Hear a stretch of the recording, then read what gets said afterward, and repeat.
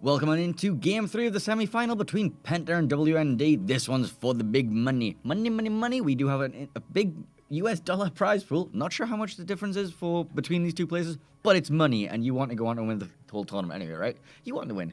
Of course. I like money. Everybody likes money. So green team on this game will once again be PTA, and they're going to be running Schlieffen, Kremlin, Des Moines, Nevsky, Petropavlovsk, Daring, Haragumo. What do you have for WND? Just before people ask, that is absolutely a full secondary build Schlieffen. Have a peek there, Snackman. So we'll check the W&D Schlieffen as well because, surprise, surprise, each team bringing Schlieffen and Kremlin for their battleships. W&D rounding things out with double Nevsky as well and a Petro, but rather than Des Moines, they're opting for the Haudelieu. And then we've got their triple destroyer lineup is Kleber, Marceau, and Harugumo. So a little different tack there. Let's have a quick peek at this Schlieffen build. Let me find him. He's right here in front of me. Let's have a look. Yep, very similar. Now he's running turret traverse phase. He's running turret traverse instead of IFHE. We saw Snackman had IFHE on his secondary build, but other than that, these two ships built almost identically. So one thing I want to point out. Only one Howden Live, or Guden Liu, or whatever will have had sacrificed the most here. We did see quite a lot of this during... Just got a lovely gesture from Sarah there. We did see quite a lot of this during EU. We saw like 4 in one game at one point. Seems to have fallen out of favor mostly. Just the one in this game. I'm going to assume he's full airstrike build, right? Actually, he's not full airstrike build. He hasn't taken the... he hasn't taken the slot for... No, he hasn't. Module. No, he hasn't. He does have the unique commander with the 2-point skill there that would give him a little bit of extra reload time, but he does not have the modification that would further lower the airstrike time. You saw teams run 4 of those? There was 2 on each team. So, oh, okay. All right, 2 on each side. Okay, I was like, whoa. A 4 Gudenstrat would be a very impressive thing. That would be very spicy. All right, so we do have some spicy deployments going on, actually. Let's quickly get into those. Yeah. So, for the green team here in the northern spawn, we've got Haragumo, Petropavlovsk, Alexander Nevsky all heading to the A cap, and then we have Des Moines, Kremlin, and Daring all heading as a second wave behind the A-B cap. Schlieffen making his way towards the B cap on his own. Looks to be he might want to cut through, as it was called so eloquently by Bugsy Elliott, the Devil's Shrinkter. And then over the C side, we have Haragumo Nevsky. But you've got something completely different going on. Yeah, W&D is going incredibly heavy BC side of this map. They've sent basically everything but a lone Kleber to the eastern half of Shatter here. Even the Petro, that's as the Rush, who we saw him in a Des Moines last game, he's lurking here in mid, but very basically just over the line there on the eastern side. So they sent, I'm not even going to attempt to pronounce this, but they sent the Kleber all the way to A very quickly, got him a speed boost out here, grabbed those points, tick up a few free points, and then I guarantee he is absolutely going to bail and run out of here. So I'm really interested to see how this starts to shake out, right? Because I don't think it's going to be too long before Penta realizes their heavy push side over here at A has almost nothing opposing it, and they're going to have to wheel around and turn and descend upon the B cap, for example, or even try and swing ships further to the south, trying to kind of play down here in the southwest corner of the map. Yeah, we've got some, as you so eloquently called it the other day, toilet bowl action here. Toilet bowl action, that's right. Going to all result in a big flush in the middle of the B cap. On this map, that is not unthinkable. So, there's an early smoke screen here getting laid down by Shriver's Daring for the Des Moines to just get through the middle here. Not completely necessary, I think, but that's just like a protective screening. It's the same kind of thing that you would do for like a Haragumo to get a smoke screen to get a Des Moines to an island on the one line of something like Northern Waters. But this is a microcosm of it. This is a very risky spot for us to push through. We're going to just make sure that it's not spotted while we do it. Radar does come out from the Des Moines in B cap. We'll be spotting absolutely nothing. Petropavlovsk's just on the outside of it as the rush comes. Might be wandering himself into there. Yeah, I think he'll wander into that here in just a moment. They'll catch wind of him. It's interesting to me, right, that both teams are playing very cautiously. They've sent a tremendous amount of firepower to one flank or the other, and they're very kind of cautious and slow about getting onto these caps because they just don't have a lot of information about the enemy deployment yet. I think that's why this Des Moines radar went up. They were literally looking for info radar. It's up, and they found nothing. Yeah, they still haven't found as the rush comes either. No, he stopped just outside of it. Of course, he doesn't know where that radar is. No, he doesn't. And so now we're looking at a Lul Nevsky radar going up here. Like, okay, where are these guys? They're now just finding the Marceau in the cap and getting a whiff of Jedi's Haudelieu there. They have managed to pick up the Kleber running away south of A, but now that with that radar covering the entirety of the A cap, they know that there's basically nothing on this side of the map for them. Yeah, Haragumo also going to be just on the outskirts of the smoke screen, not being picked up, and then we've got the double Nevsky push. Like, they should be able to say, all right, we have no idea where these double Nevskys are. We can see a Haragumo smoke screen there. That's probably where the Nevskys are. So they have given their position away. Not sure if it was completely necessary just yet. This is something that we were discussing earlier about not wanting to deploy your smoke screen too early. It's like, if you are not spotted in your Nevskys, you don't need the smoke. You don't need it. Yeah, it feels a little unnecessary. Sure, there'll be like one Schlieffen salvo that you need to take care of. Speaking of Schlieffen, he needs to leave now. He's being airstriked by the Howden Liv, and he's going to have two Nevskys about to start raining down on him, as well as the Marso Schlieffen to push around him. I think Snackman just needs to leave here. Well, his secondary started on rush. As the rush comes is Petro, as Penta does flip the A cap over, but not before W&D steals over 110 points off of it, as they grab C and B goes to Penta there. Shriver reversing in front of that Des Moines. So now, again, here we are. We're 6 minutes in. It's been very quiet so far. For my money, right now, I really like Penta's position. I feel like they've got a nice, solid, I won't say a lock on the B cap. That's not correct. But they've got a good position to defend the B cap. And it feels like that at the moment, so much of W&D's firepower is way over here on the 10 line, where it really isn't that impactful. Well, at the same time, a lot of Penta's firepower is over on the 1 line, where it's not being very impactful. So it's again, this toilet bowl action we were talking about. Both teams swirling around.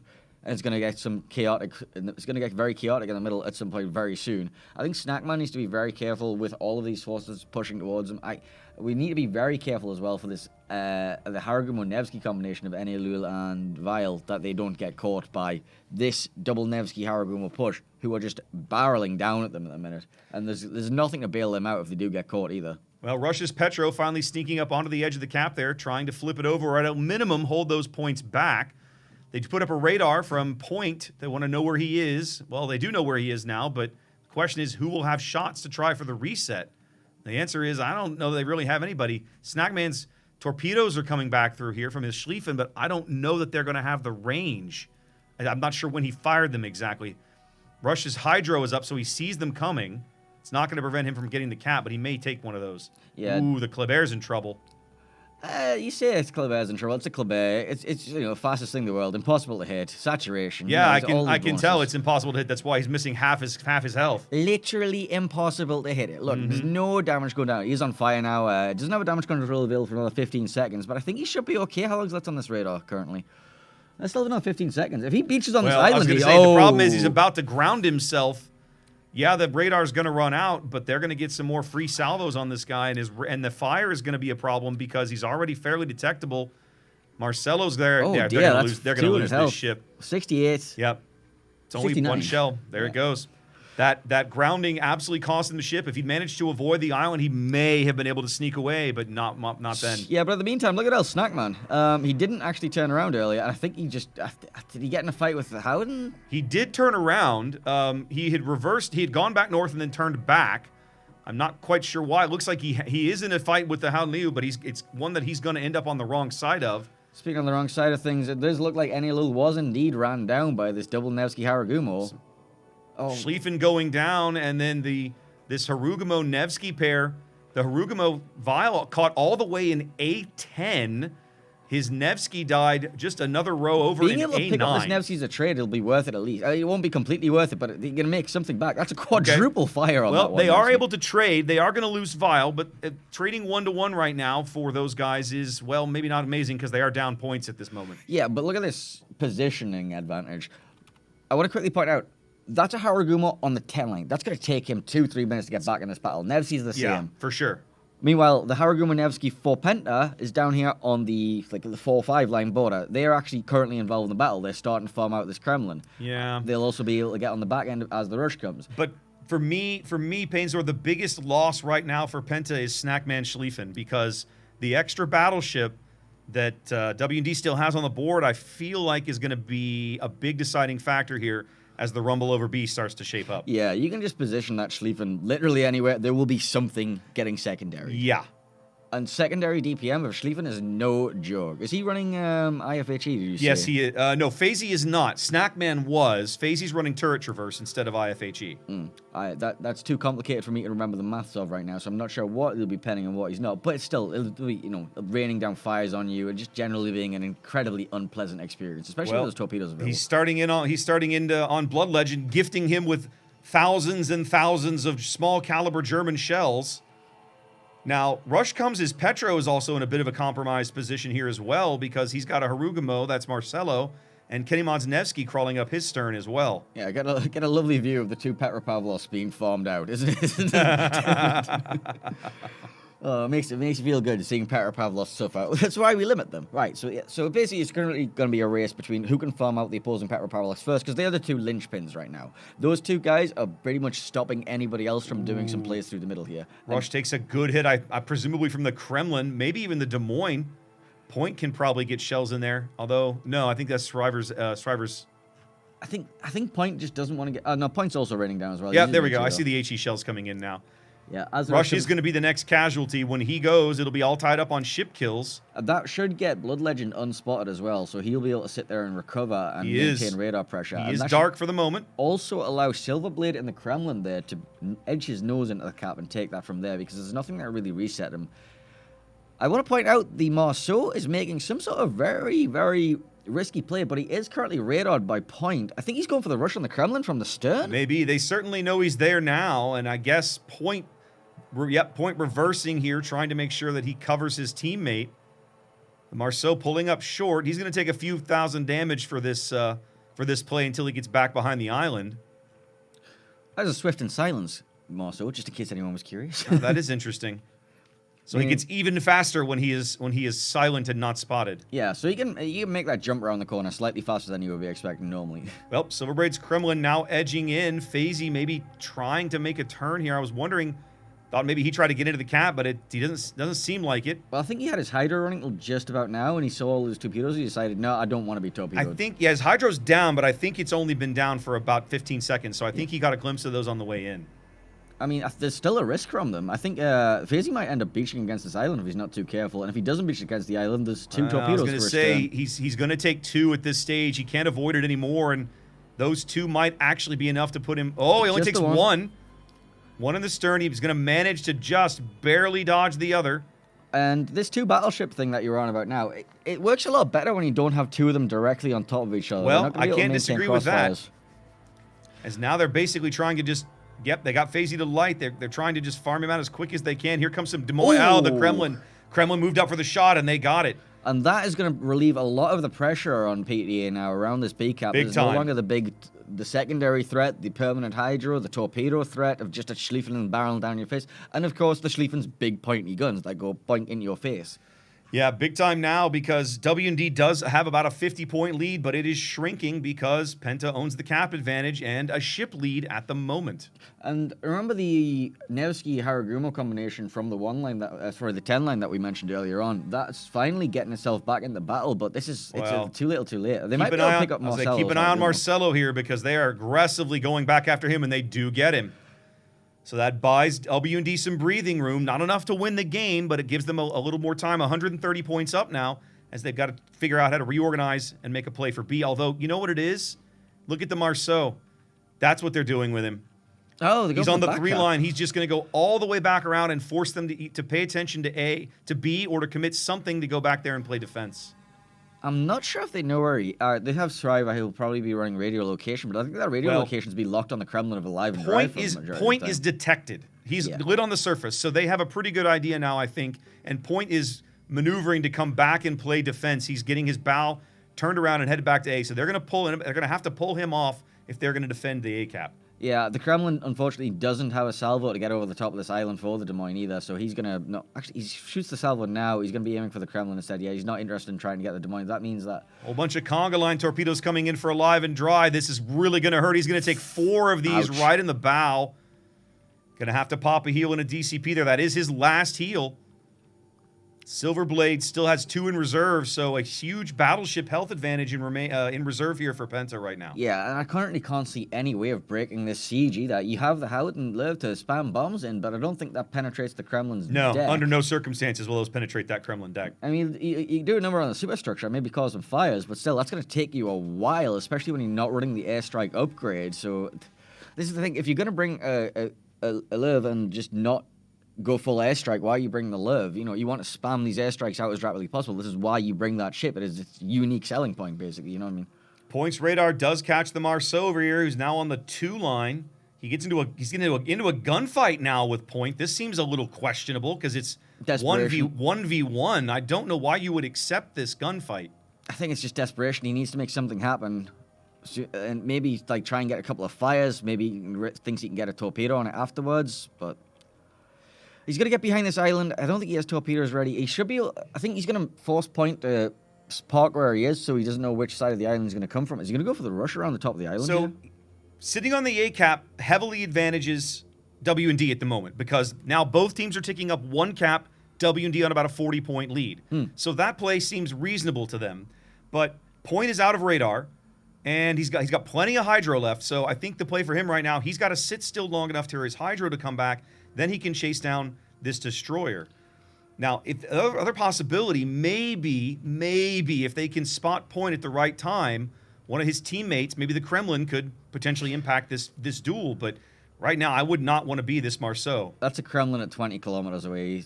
I'm not saying it's going to happen. I'm saying it's a possibility. possible. Yeah, I mean the Haragun and Nevsky combination. I know any. They're already dropping a smoke screen, and I don't. This is again. They're dropping these smoke screens. I think they're going to try and look at some farming out to try and farm out Silverblade's Kremlin. I'm not sure if that's the course you actually want. Feels like W&D stalled out a little bit here. Like now that they've got to this point, they don't seem really sure what to do next.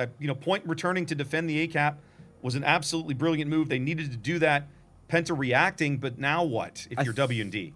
I think Penta need to actually rotate Shriver off the B cap now. He's not really getting much done there. He needs to go help out with this Marceau. If they clean up this Marceau in their backfield, I don't see a way. I don't think W&D has a way to victory. Actually, never mind. They don't need to send the daring at all. We already have Kinnymod and his Nevsky bearing down on him. There we go. Shells are coming out now. Hydro comes out from the Des Moines. We now have a very, very trapped Marceau who's being... There we go. I was going to say, Point's Hydro was just about ready to come back up, so the Marceau is lit. He has no idea where Point is. He just knows he's nearby somewhere, and now he's about to get sandwiched because here comes Point. Hello. Right there. Hello, and goodbye. Yes. WND now at a 60-point deficit with a 2-cap deficit and... 70 seconds to play.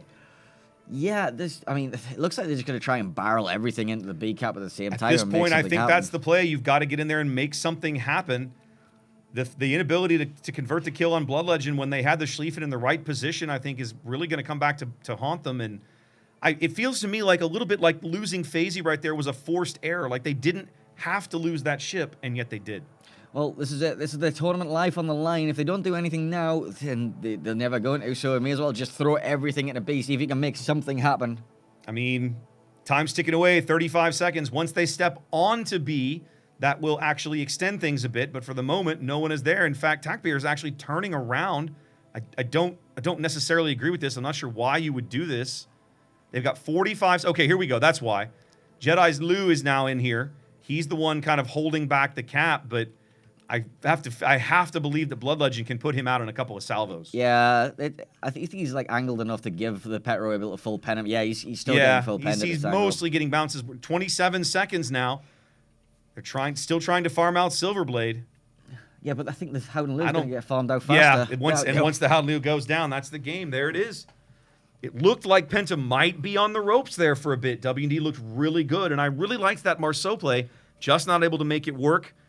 Penta with a really good reaction, and they're moving on to the finals. Yeah, commiserations to WND. They are going to be eliminated from the tournament now. They are still going to get some prize money, and a fair chunk of prize money at that. There's serious cash prizes. They here still at got to World play a Warships. third place game. Oh yes, that's So, true. so after the other semifinal match, the losers of those matches will play to figure out who finishes actually in third, because the third place prize pool is different. I forgot about these things. Yep, no worries. This is why you're the expert, and I'm the. No, I don't know about that. All right. Well, we do have a fine selection of gentlemen who can help explain all of these things to you, so we'll throw it back over to them. All right.